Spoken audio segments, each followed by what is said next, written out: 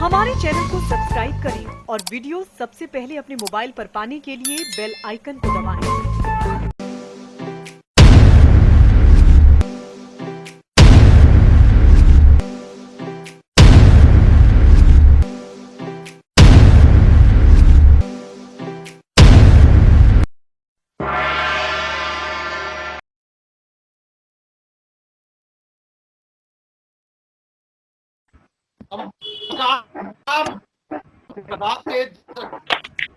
Bulletin में आज Bharatiya Janata party का पक्ष रखेंगे पार्टी के नगर अध्यक्ष विकास पांडे और पार्टी के वरिष्ठ नेता गोपाल पालीवाल कमालगंज से जुड़े हैं।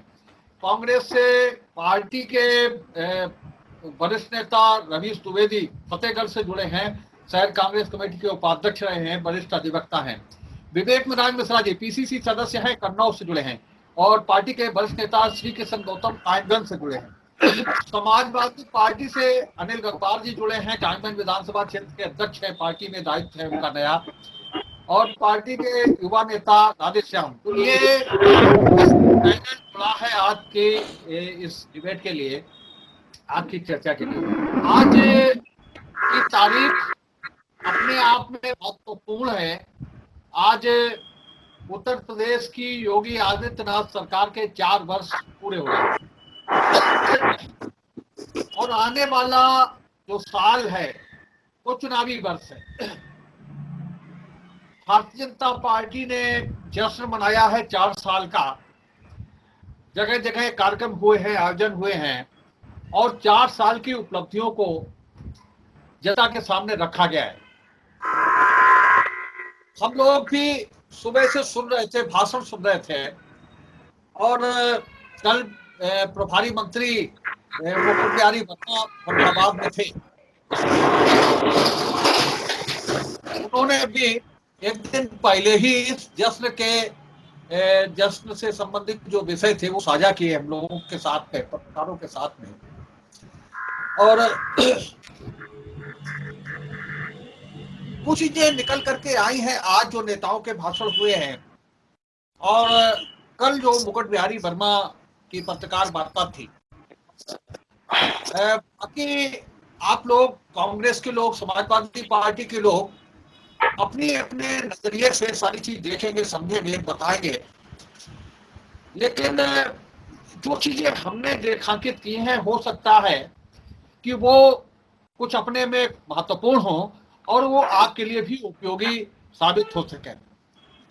एक चीज तो कल प्रभारी मंत्री ने कहा कि 4 साल पूरे हो गए हैं अब, और 4 साल की जो उपलब्धियां उन्होंने गिनाई, शिक्षा के क्षेत्र में, स्वास्थ्य के क्षेत्र में, आवास के क्षेत्र में, सुरक्षा के क्षेत्र में, सहकारिता के क्षेत्र में जो जो उपलब्धियां उन्होंने गिनाई, उससे तो लग रहा था कि बिल्कुल उत्तर प्रदेश में रामराज आ गया। लेकिन हमने जब अपनी जो अंतर की आंतरिक वो थी उसका हमने पूछा, उनसे पुष्टि की, तो उन्होंने कहा कि नहीं साहब, रामराज आएगा, आने वाला है, अभी आया नहीं। ये 3 वाक्य थे उनके। रामराज आएगा, अभी आया नहीं, आने वाला है। एक तो ये रामराज के बारे में कल्पना, एक बहुत बड़ी कल्पना, बड़ी तुलसीदास जी ने बड़ा रामराज को विभिन्न चौपाइयों में अच्छी तरह से वर्णित किया है और जिस तरह से मुकुट बिहारी वर्मा जी ने वर्णित किया तो हमें लग रहा था कि ये रामराज की ही कल्पना है। लेकिन मुकुट बिहारी वर्मा ने खुद ये कहा कि रामराज अभी आया नहीं है, आने वाला है। दूसरी चीज एक कृषि के क्षेत्र में जो मंत्री हैं उन्होंने उल्लेख किया, प्रभारी मंत्री ने, कि हमने यूरिया के रेट नहीं बढ़ने दिए। तो हमने सवाल उनसे किया कि यूरिया के रेट आपने नहीं बढ़ने दिए, लेकिन साहब डीजल के दाम इतनी ऊंचाई तक पहुंच गए हैं कि चीख निकल पड़ रही है ग्रामीणों की, किसानों की। तो उन्होंने जो तर्क दिया वो भी हो सकता है कि आपके पल्ले पड़े है, आपकी समझ में आए। उन्होंने कहा कि आपको आज की महंगाई का अगर एहसास नहीं करना है, आपको उस रेट को, 82 रुपए के रेट को उनके अगर झटका नहीं लगाना है, तो आपको 2010 और 2014 के बीच में जिस गति से रेट बढ़े थे उनको याद कर लीजिए आप बंद करके, तो आपको एहसास नहीं होगा कि इस समय रेट बढ़ रहे हैं पेट्रोल के। अच्छी बात थी उनकी, उन्होंने कहा कि आप याद कर लीजिए कि एहसास कर लीजिए, जिस तरह से भगवान का स्मरण किया जाता है कि 2010 से 14 तक आंख बंद करके एहसास कीजिए आपका कि उस समय रेट बढ़ रहे थे, तो आपको इस समय जो रेट बढ़ रहे हैं उन रेट्स के बढ़ने का एहसास नहीं होगा। और उन्होंने कहा कि क्या हुआ, एक उनकी सारी वार्ताओं के उत्तर का लघु जवाब ये था कि रेट बढ़ रहे हैं डीजल के, तो क्या हुआ, हमारी सरकार थी जिसने 6,000 रुपए किसान सम्मान निधि के दिए हैं, किसी सरकार ने इस बारे में नहीं सोचा हम 6,000 रुपए किसान सम्मान निधि के दे रहे हैं तो डीजल के रेट बढ़ गए तो क्या हुआ। ये के भी लब्बो लुभाव उनकी बातचीत का था। किसान सम्मान निधि को लेकर के सरकार के नेता, भाजपा के नेता छाती को चौड़ा करके कहते हैं कि हमने ये उपलब्धि हमारे नाम है कि हम 6,000 रुपए किसानों को साल में दे रहे हैं, और उसके बाद में बिजली के रेट बढ़ा रहे हैं, डीजल के रेट बढ़ा रहे हैं। ये चीजें हैं तो इन्हें अनदेखा करिए, इनके बारे में चर्चा मत करिए। हम लोग शायद एक अनर्गल प्रलाप कर रहे हैं बिग बुलेटिन पे कि इन बारे में चर्चा कर रहे हैं। तीसरी चीज आज निकल करके आई, आज हम लोगों ने जो भाषण सुने, जो जश्न था 4 साल के कार्यकाल पूरा होने पर, उसमें हमने भारतीय जनता पार्टी के जिलाध्यक्ष रूपेश गुप्ता का भाषण सुना, पार्टी के जो विधायक हैं नगर के मेजर सुनील दत्त द्विवेदी का भाषण सुना, और एक दो भाषण सुने विधायकों के। उनमें कुल मिलाकर के स्थिति ये रेखांकित की जा रही थी कि जो कानून व्यवस्था की स्थिति है वो बहुत अच्छी हो गई इन 4 सालों में, सुदृढ़ हो गई है कानून व्यवस्था की स्थिति। और इससे पहले जब समाजवादी पार्टी की सरकार थी तब पूरी तरह से अराजकता का वातावरण था, और जैसे ही योगी आदित्यनाथ की सरकार आई और धीरे धीरे 1, 2, 3, 4 साल पूरे किए, इतनी अच्छी कानून व्यवस्था की स्थिति गई कि उस कानून व्यवस्था का उल्लेख विधायकों को अपने भाषण में करके बताना पड़ रहा है, उसको लेकर के अपनी सरकार की उपलब्धियों में गिनाना पड़ रहा है कि सरकार की जो नीतियां हैं उनकी वजह से कानून व्यवस्था की स्थिति बहुत अच्छी हो गई उत्तर प्रदेश में।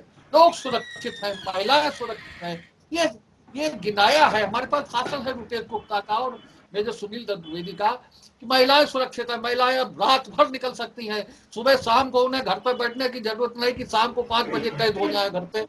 ये लबो लुभाव है उनके भाषण का। बहरहाल बहुत सी उपलब्धियां हैं सरकार की, और उसे हम अपने इस छोटे से वक्तव्य में नहीं पेश कर सकते। एक पुस्तक प्रकाशित की गई है इस अवसर पर सरकार की तरफ से। हम चाहेंगे कि हम आप लोग अगर चाहें तो विकास पांडे जी आपको ये उपलब्ध करा देंगे और आप इसका अध्ययन कर सकते हैं और इस बारे में प्रचार कर सकते हैं कि सरकार की 4 साल की उपलब्धियां बहुत खूब हैं। और ये सारी चीजों की चर्चा नहीं होनी चाहिए कि डीजल बढ़ गया, कानून व्यवस्था की स्थिति खराब हो गई, अभी विवेक नारायण मिश्रा जी से बात करेंगे वो हाथरस कांड की बात करने लगेंगे। सारी चीजें करें, इन सारी चीजों की चर्चा नहीं करनी चाहिए। किसक जाता है वातावरण, होली का माहौल आ रहा है, अच्छी अच्छी बातें की जाए, मिठास की बात की जाए, और इस पुस्तक में जो कुछ लिखा है उसकी बात की जाए। तो विवेक जी शुरू करिए आप ही आज की चर्चा का। जो 4 साल पूरे हुए हैं, 1 साल और रह गया है, और मुकुट बिहारी वर्मा जी कह गए कि रामराज आने वाला है, रामराज के स्वागत की तैयारी करिए आप सब। तो बताइए किस तरह से रामराज आया, 4 साल कैसे, किस नजरिए से देख रहे हैं आप 4 साल? साहब, आपने तरीके से भाजपा ये जश्न मना रही है 6 दिन का, और इसमें जो मंत्रियों के आपने भाषण के अंश बताए, ये अपने आप में ही लगता है कि भारतीय जनता पार्टी के जो सब्जबाग दिखाने का और लच्छेदार बातों का जो एक का चरित्र है वो इसमें भी सामने आया। इनको जनता से कोई मतलब नहीं है, ये मन की बात अपनी करते हैं, धन की बात अपने मित्रों के लिए करते हैं, जन की बात से नहीं है। आज ये मेरे समझ में नहीं आता है कि 6 दिन का जनता की गाढ़ी कमाई इसमें बर्बाद हो रही है। उनके लिए इसका क्या है। आज उत्तर प्रदेश पूरे देश में सबसे ज्यादा महंगी दे रहा है देशवासियों को। देश में सबसे महंगी बिजली मिल रही है।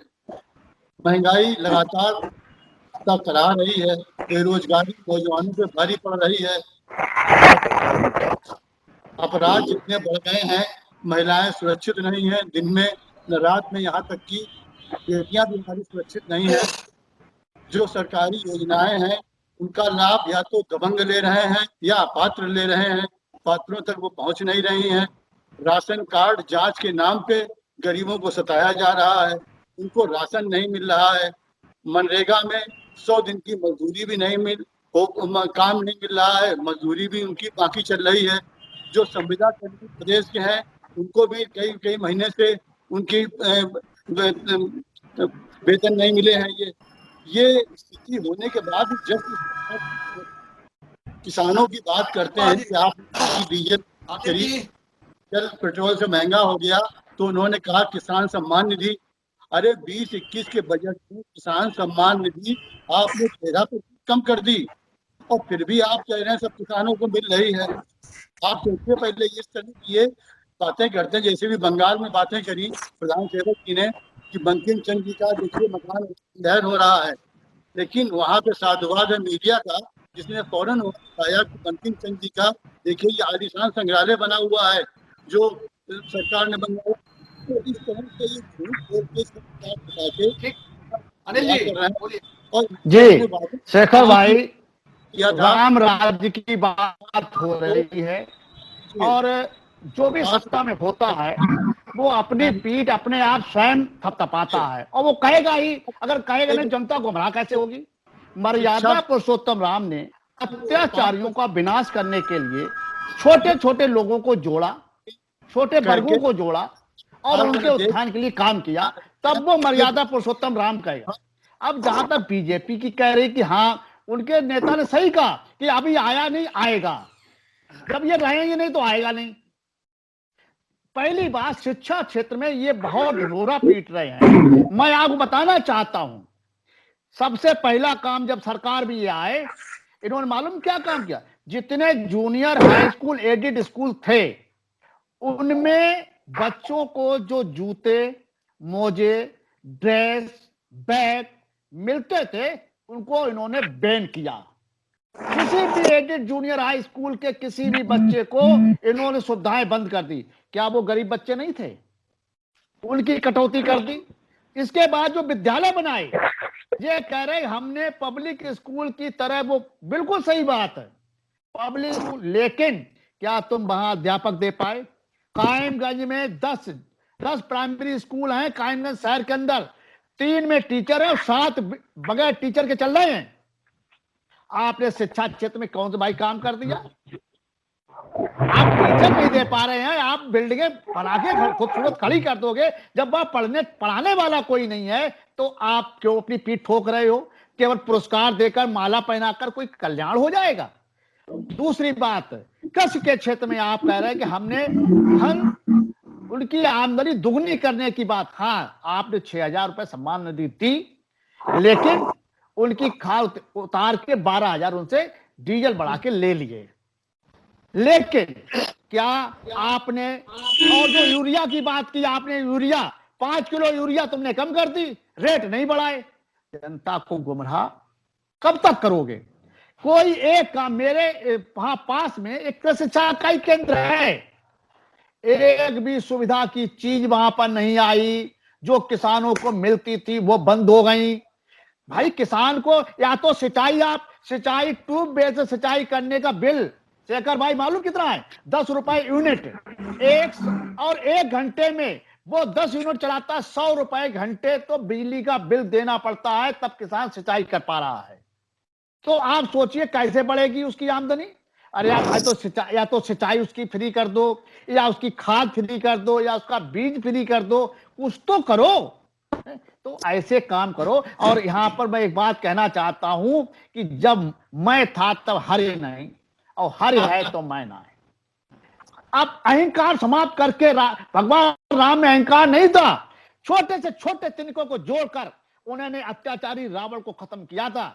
और ये लोग अहंकार पाले हुए हमने ये कर दिया, हमने वो कर दिया। अरे धरातल पर आओ, जमीनी हकीकत देखो कि वास्तविकता में किसान को बेचारे को क्या मिला है। और वास्तव में स्कूलों की हालत वहां पर कितने परसेंटेज संख्या आपकी बढ़ी है। अगर है तो मैं कह रहा हूं कि उसमें से 75% फर्जी संख्या है, और आपकी जांच करा लीजिएगा अगर ऐसा ना हो। गंगवार साहब, टाइल लगे हैं, टाइल। और एक विधायक जी कह रहे थे आज के भाषण में कि गांव में जो सबसे अच्छी बिल्डिंग हो उसे मान लीजिए कि वो स्कूल है। टाइल लग गए हैं। पढ़ने वाला कौन है ये तो देखो, पढ़ने वाले कौन है और वहां टीचर क्या है। मैं आप पूछना चाहता हूं, जैसे स्कूल बना दिया, स्कूल में झाड़ू कौन लगाएगा, स्कूल सवेरे खोलेगा कौन है। और अगर बच्चे लगा रहे हैं, बच्चे स्कूल खोल रहे तो फोटोग्राफर फट फोटो खींच के भेज देता है और बच्चों पर अत्याचार हो रहा है। तो पहले की शिक्षा देखिए, आज की शिक्षा देखिए। नवीर जी, हाँ नवीर जी बोलिए। देखिए साहब, वो तो भी वीडियो में यार चालू करिए, आपके बाद बोलना आपको। हेलो, हाँ बोलिए, आप बोलिए। हाँ ये भैया आज मंत्री जी कह रहे थे कि राम राज्य आया है, आएगा, अभी आया नहीं है, आने वाला है। मतलब बिल्कुल सीधा सा है कि 4 साल हमने शासन कर लिया, 1 साल होता है, आगे हमें फिर बुलाइए आप, तब हम राम राज्य ले आएंगे।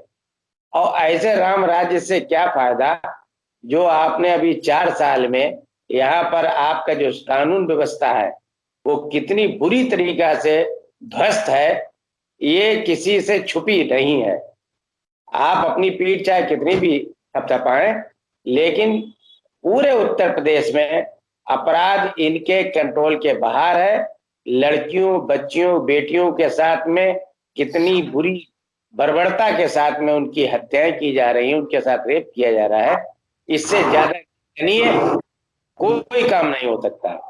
अब आप कहते हैं कि हमने जो है महंगाई, पेट्रोल, डीजल, ये सब चीजें आप गणना कर रहे हैं कि आज से 7-8 साल पहले सोच लीजिए कि क्या कीमत थी और आज कीमत क्या है। अगर मान लीजिए आपने पिछले 65 रुपए डीजल था और बढ़ के 82-83 रुपए हो रहा है, लगभग 20 रुपए बढ़ रहा है। आपने किसान को 6,000 रुपए तो बड़े उससे दिए सम्मान निधि के, और कितनों को दिए, कितनों को नहीं मिले, कितनों के वापस हो गए, इसका भी आप थोड़ा हिसाब जोड़ें। आप 6,000 दिए और 6,000 की जगह 12,000 से 15,000 रुपया आपने किसान से वसूल कर लिया। कैसे? डीजल के रेट बढ़ाए गए। अगर किसान 100 लीटर डीजल भी खर्च करता है तो 2,000 रुपए उसके चले गए। बिजली अगर वो चलाता है, आपने बिजली के पैसे बढ़ा दिए, उसे क्या फायदा हुआ?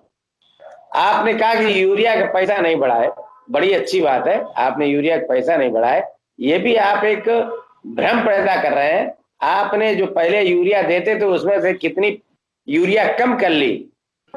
ये मतलब बड़ा बहुत होशियारी वाली बात है ये कि साहब एक के साथ में एक फ्री। आप एड देखते होंगे और तमाम माल में ये सुनते होंगे कि एक के साथ में एक फ्री। जो एक है वो दूने पैसे का है, एक आप दूसरा फ्री ले। उसी तरीके से यहाँ पर यूरिया की बोरी का वजन कब कर दिया 5 किलो, पैसे वो ही है साहब। ये भाई खूब गुमराह करते हैं जनता को, जनता समझ रही है सब। चुनाव आएगा, इनको आटा दाल का भाव पता चल जाएगा। आप कहते हैं कि जी हमने कहा 4 साल बेमिसाल। हम ये सोच नहीं पा रहे हैं कि भाजपा के साथियों को बधाई दें 4 साल पूरे होने के, या उनके प्रति संवेदना रखें कि उनके रामराज्य के, उनके अच्छे दिनों के 4 वर्ष चले गए। इस जो 4 वर्ष का शासन काल था, इस 4 वर्ष के शासन काल में बहुत से ऐसे काम हुए। आज हमने दैनिक जागरण का अखबार पढ़ा, उसमें फ्रंट पेज छपा था पूरा कि ऐसे काम हुए जो अभी तक नहीं हुए थे आजादी के बाद। वास्तव में सही लिखा था ऐसे ऐसे काम हुए शासनकाल के दौरान जो वास्तव में नहीं हुए। जो एक पुस्तक का विमोचन हुआ, उम्मीद तो हम ये करेंगे वो हमारे पास तक पहुंचे तो हम उसमें देखें क्या है। लेकिन जो भाषण सुने, जो न्यूज से मिला हमें, रामायण में एक लाइन है कि आपन मुंह तुम आपन करनी। जब परशुराम जी ने विश्वामित्र से कहा लक्ष्मण समझाओ कि हम वही परशुराम हैं जो ऐसा कर दिया वैसा कर दिया, तो लक्ष्मण ने कहा कि आपन मुंह तुम आपन करनी और बार अनेक भांति बहु भरनी। उतनी देर से खड़े खड़े अपने मुंह से अपनी बड़ाई कर रहे हो, मन ना भरो हो तो दो चार और बढ़ लो। उसी तरह से ये लोग अपने मुंह से ही अपनी करनी तमाम लंबी चौड़ी मारते रहते हैं। इन 4 वर्षों में एक बहुत बड़ा काम ये हुआ, महिलाओं के ऊपर अत्याचार हम मानते हैं दुशासन ने साड़ी खींची, सीता का हरण हुआ, बहुत पहले चला आ रहा है। लेकिन किसी महिला ने किसी सत्ता के विरोध में अपने बाल मुड़वाए हों, ये घटना, ये काला दिन इसी सरकार ने देखा जब शिक्षा मित्र महिलाओं ने लखनऊ में बाल मुड़वाए थे, अपना सिर मुड़वाया था इस सरकार के विरोध में। किसी से नहीं हुआ। इसी सरकार ने ऐसा एक मुख्यमंत्री बना जिसके ऊपर दंगा भड़काने का आरोप है, 307 का आरोप है, और उसने अपने मुकदमे स्वयं वापस लिए। ऐसा आज तक आजाद हिंदुस्तान में किसी मुख्यमंत्री ने कभी नहीं किया। इसी सरकार में एक उप मुख्यमंत्री है, उनके ऊपर 420 का मुकदमा है और वो जमानत पे चल रहे हैं। इसी सरकार में पूर्व गृह राज्य मंत्री बाबा चिन्मयानंद के ऊपर जो शिष्या ने बलात्कार का मुकदमा लगाया था, उनका मुकदमा वापस लेने के लिए प्रशासन को पत्र लिखा गया और पीड़िता की मां हाई कोर्ट पहुंची, तब वो कार्रवाई रुकी। इसी सरकार में राम राज्य की संकल्पना वाले लोगों की सरकार में रात के 2:30 बजे किसी हिंदू की चिता जलाई गई। ऐसा कभी नहीं हुआ। तो आप मतलब जब बड़े बड़े पापी थे कंस के समय में भी नहीं हुआ होगा, अगर आप इतिहास उठा के देख ले तो।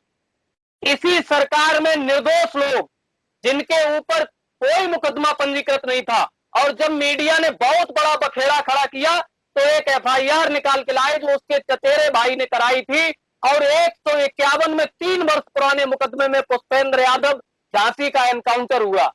इसी सरकार में सुमित गुर्जर मेरठ एनकाउंटर हुआ।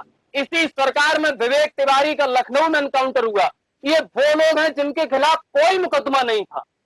और भाई साहब शेखर जी, इस सरकार का जो रवैया है, ये सरकार आवाम पर इस तरह एहसान करती है, आंखें छीन लेती है, फिर चश्मे दान करती है।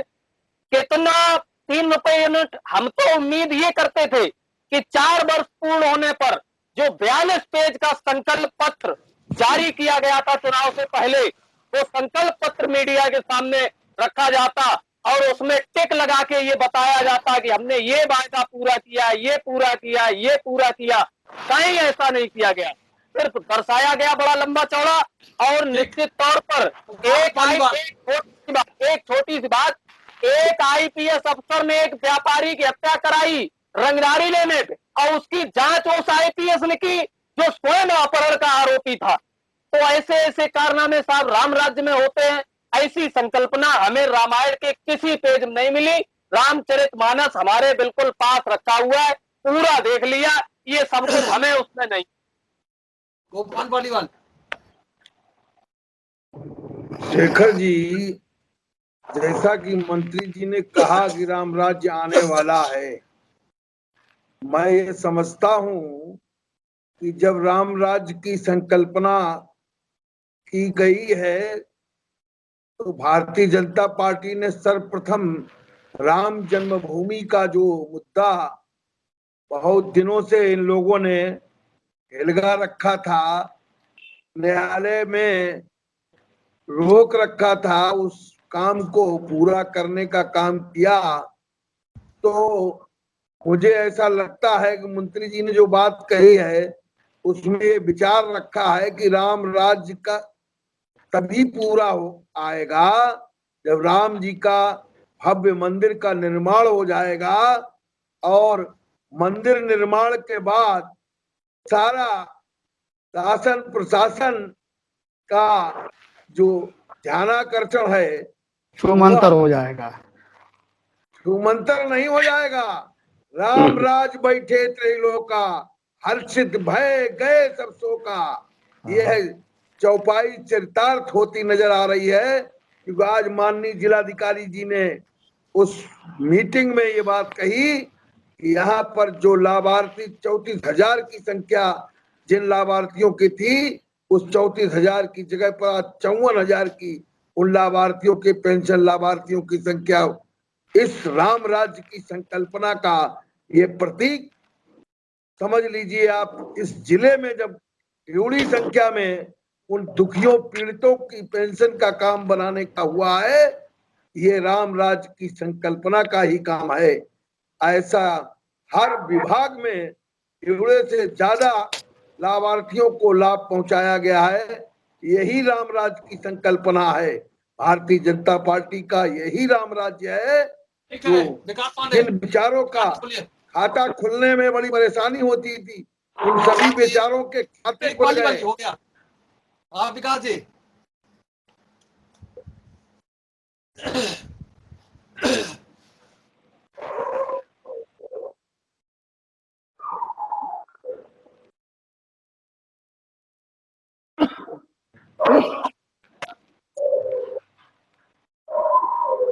आवाज नहीं आ रही विकास?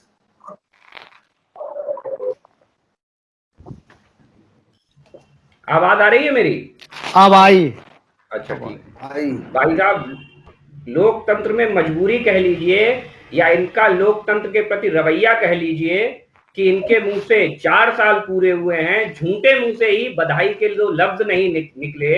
ये दिखाता है कि कितना ओछापन है और कितनी छोटी सोच है हमारे विपक्षी साथियों की। चलो बधाई हो 4 साल की। कोई बात नहीं भाई साहब, कहे से क्या लाभ है? उनमें फिर क्या हुआ जब कृषि सुखानी है ना, जब निकल गया तो उससे क्या फायदा? अब सुनिए, कोई बात नहीं। आप बड़ी बड़ी बातें की कि हमारी सरकार ने क्या दिया। मैं 2 मिनट में आईना दिखा के ये बताऊंगा कि हमारी सरकार ने क्या दिया, और अगर हो सके तो उसके बाद मुझे ये बता दिया जाए कि आपकी सरकारों ने क्या दिया। वैसे मैं बता देता हूं कि आपकी सरकारों ने क्या दिया।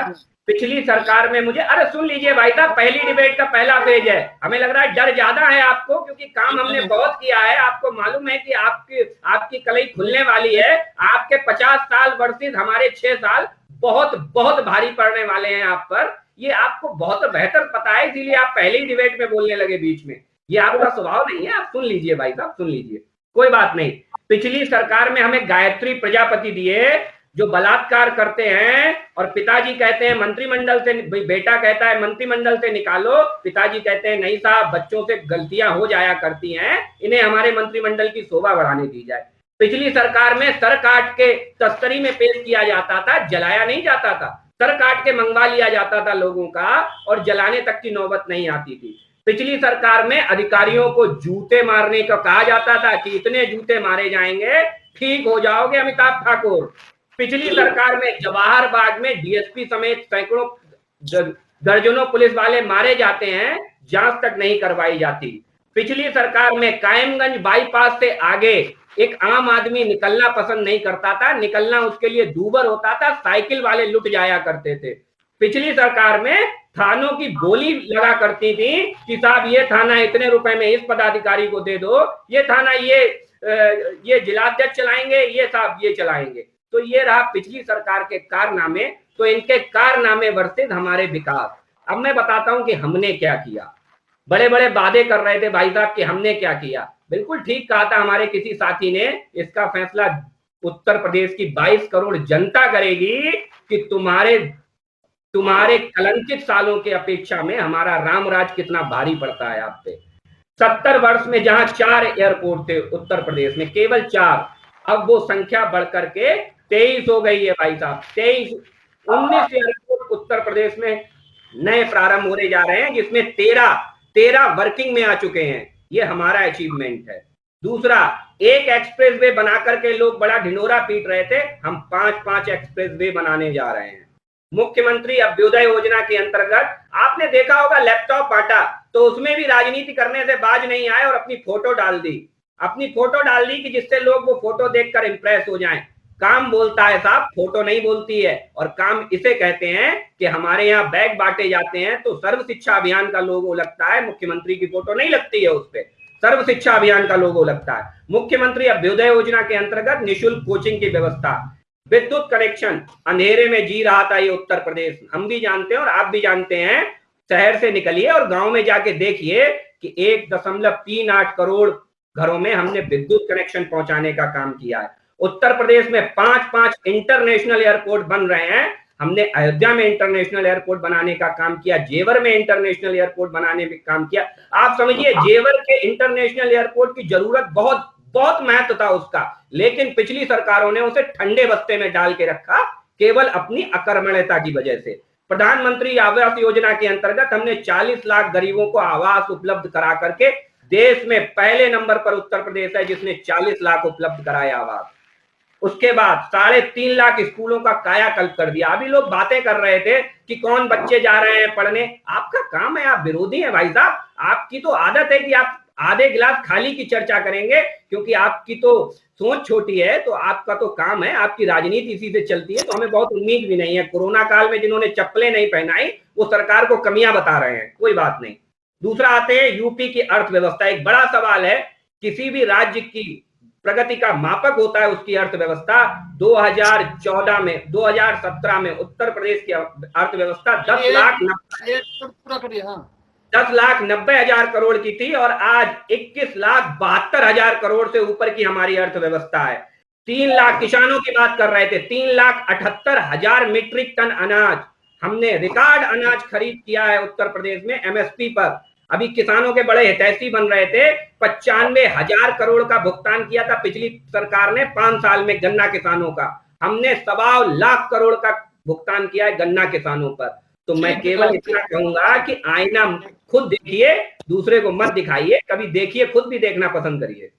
जो किसान हितैषी वाले किसान हितैषी होने का दावा कर रहे हैं वो ये बताएं कि हीरा पन्ना जवाहरात इन पर जीएसटी है 3। अरे भैया जीएसटी 50,000 पे जीएसटी है ना, 50,000 के रोपों पे जीएसटी। अरे भैया आप हमें एक बात बता दो कि आप एक बात केवल हमें बता दो कि आपकी सरकार 5 साल अखिलेश जी मुख्यमंत्री रहे, 5 साल अखिलेश जी मुख्यमंत्री रहे, उससे पहले मुलायम सिंह जी मुख्यमंत्री रहे, उससे पहले मुलायम सिंह जी मुख्यमंत्री रहे, 15 साल सरकार चलाई। आप 5 काम किसानों के हित में जो आपने किए हो, बता दीजिए किसानों के हित में किए हो, कोई काम नहीं आपने किया, ढेला भर का काम नहीं किया। यूरिया के लिए किसान लाइन में लगता था और रात भर किसान लाइन में पड़ा रहता था। इसी उत्तर प्रदेश में लाठियां खाई है यूरिया के लिए किसान ने, यूरिया के लिए किसान ने इसी उत्तर प्रदेश में लाठी खाई है। माननीय अखिलेश यादव करने का काम कर रहे हैं। आप ये नहीं चाहते हैं कि सवाल जनता तक पहुंचे। अरे भैया सवाल कौन करे, सवाल कौन करे, सवाल कौन करे। राधे श्याम एक मिनट करके बिल्ली हज को चली, जिनके खुद के सामने रंगे पड़े हैं वो सवाल हमसे करेंगे। जनता जवाब देगी आपको, जनता। सवाल तो सुन लेते, इतनी बेचैनी। अरे भैया आप तो मेरा जवाब दे दो भैया, सवाल आपने किए मैंने जवाब दे दिया, अब आप कम से कम मेरे सवाल का जवाब दे दो। 15 साल आपने उत्तर प्रदेश में सरकार चलाई, आपने क्या किया, आपने किसानों के लिए क्या किया, आपने औद्योगिक के लिए क्या किया, उद्योगों को बढ़ाने के लिए आपने क्या किया। जवाब सुनो तो कम से कम जवाब दे दीजिए। जवाहरात डायमंड इन पर जीएसटी है 3% और ट्रैक्टर पर 8%। आप किसान साइकिल पे कितनी है भैया, साइकिलों की चिंता कर ले हो आप, किसान हितैषी हैं आप। 1 मिनट बिजली किसान हितैषी है। विनोद जी एक बात, जैसे आज सिंचाई की जरूरत है, आप सर्वे कराइए, मैं आंकड़ों पर नहीं जाता हूं, मैं धरातल पर देखता हूं। आज बंबा और नहर में आप देखिए कितने दिनों से सूखी पड़ी है, उसमें पानी क्यों नहीं आ रहा है। फिर भी रिकॉर्ड खरीद करती है, फिर भी रिकॉर्ड खरीद करती है, उत्पादन रिकॉर्ड होता है। आप समझने का प्रयास करिए, आपके साधन से कर रहा है, आपकी नहीं कर रहा है, फसल हो रही है ना, पे नहीं कर रहा है। फसल हो रही है। देखिए बंबा और नहर पानी फ्री है, बंबा और नहर का पानी फ्री है और जो किसान को नहीं मिल रहा है वो 200 रुपए घंटे बिल देकर पानी सिंचाई कर रहा है। आनी चाहिए, क्योंकि छोड़िए ये सब ऐसी बातें करते हैं। आज किसान को पूरी रात बिजली मिलती है। आज किसान 200 रुपए घंटे में सिंचाई कर रहा है भाई। अरे भाई साहब बिजली मिल रही है, उससे क्या है? भाई बिजली मिलेगी नहर और बंदे का पानी फ्री है। आपके हिसाब से क्या मनाने से किसान का भला हो जाएगा? भाई मौसम में फ्री दे रहे हैं क्या बिजली उसे? किसान का भला हो जाएगा? जो चीज फ्री है वो तो आप दे नहीं पा रहे हैं। और बिजली की आप बात कर रहे हो, बिजली में 200 रुपए घंटे लग रहे हैं। पार्टी रख दीजिए, अगर फ्री बांटने का पार्टी की बात नहीं हो रही है। पार्टियां जो भी हो वो सब यही काम करती हैं, लेकिन जो बात है उसे समझने की कोशिश कीजिएगा कि अगर किसान को नहर का पानी मिल जाता है तो सिंचाई फ्री होगी। ये नेताजी ने किया है, आप कह रहे हैं बिजली दी है। अरे बिजली का 200 घंटे लग रहे हैं। आना फ्री, जाना फ्री, पकड़ जाओ तो खाना फ्री। तो फ्रीवादी पार्टी बनने की कगार पे है समाजवादी पार्टी। अब यही बच्चा इनके पास, ये फ्री के गुमराह करना चाहते हैं। नहर का पानी फ्री कर दिया तो बुरा काम कर दिया। आपने जो है बिजली 10 रुपए यूनिट कर दी तो अच्छा काम कर दिया। समझिए कि रिकॉर्ड खाद्यान्न उत्पादन हुआ उत्तर प्रदेश में, रिकॉर्ड खरीद हुई MSP के मूल्य पर रिकॉर्ड खरीद हुई। अरे भैया तो आपने कौन सा एहसान कर दिया? भाजपा के आपने कौन सा एहसान कर दिया? कोई मुद्दा नहीं है, विपक्ष के पास कोई मुद्दा नहीं है। मुद्दे विहीन लोग हैं, ये बचे हुए लोग हैं, ये बचे हुए लोग हैं। क्या सरकार दी गई, उनको वजीफा नहीं दिया गया। आप कह रहे हमने बहुत अच्छा काम कर दिया। सभी सरकारें दे रही थी। सुनिए मेरी बात। अब एक छोटा सा सवाल है मेरा, क्या अखिलेश यादव जी लोग विधानसभा में बैठते नहीं है क्या? बैठते नहीं है क्या? क्या अखिलेश विधानसभा में नहीं बैठते? सारी चीजें विधानसभा में रखी जाती है। वहाँ सुन कौन रहा है? वो तो कह रहे ज्यादा बोलो ठीक कर देंगे। अरे भैया ठीक, आप तो ठीक करने, आप तो जूतों से मरवाते थे, जूतों से। ठीक करने का अभिप्राय बड़े हैं, संस्कारी व्यक्ति हैं, अगर कह दिया।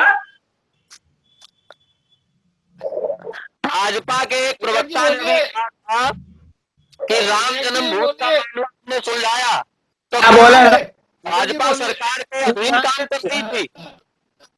अरे राधेश्याम,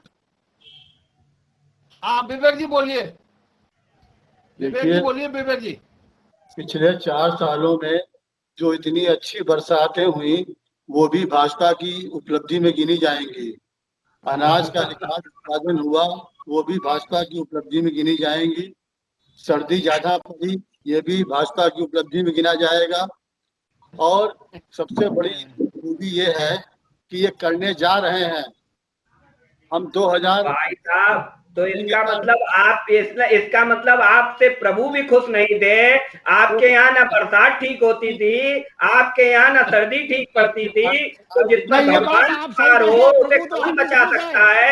तो आपके ऊपर भगवान की मार पड़ी है। कांग्रेस ने स्वीकार कर लिया है कि इन पर भगवान की मार पड़ी है। प्रत्यक्ष रूप से ये कांग्रेस के प्रवक्ता ने आज स्वीकार कर लिया है कि भगवान प्रभु खुश होता तो आप सत्ता में तो ही आते। भुगतना पड़ा, उसका खामियाजा। मुझे गर्व है कि भगवान का साथ हमारे साथ है और हमारे राज्य में वर्षा भी अच्छी हो रही है, सर्दी भी अच्छी हो रही है। और जिनके साथ भगवान के साथ जिन्होंने छल किया, जिन्होंने भगवान राम को काल्पनिक कह दिया, उन्हें उसका आज खामियाजा भुगतना पड़ रहा है। चलिए धन्यवाद, आपने ये स्वीकारा तो कि भगवान राम हमें दंड दे रहे हैं। और हमारी सरकार में जो है, आप कांग्रेस की सरकार में ना सर्दी ठीक से पड़ी ना बरसात ठीक से पड़ी, तो आपको भगवान राम दंडित कर रहे हैं।